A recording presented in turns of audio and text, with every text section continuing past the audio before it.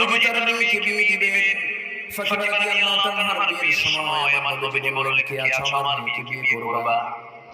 সঙ্গে সঙ্গে ধনী ধনী সাহাবী খেজুর বাগানের মালিক, বড় বড় টাকা পয়সার মালিক হলো সাহাবী, নবীর সামনে দাঁড়িয়ে বলছেন, হুজুর আমি বিয়ে করতে চাই। রাসূল বললেন, নটাও হবে না। কে আছো দেখি, আমার তো কাঙ্ক্ষিত আমার পছন্দের লোকটা এখনো আসে না। সবার প্রস্তাব দেওয়া শেষ, আলী সবার শেষে গিয়ে দাঁড়ালেন।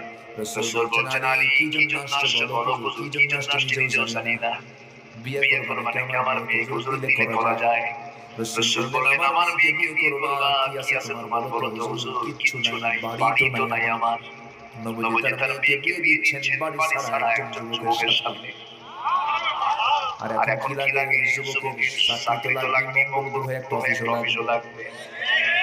কোন গ্রহে? আমেরিকার সিটিজেনশিপ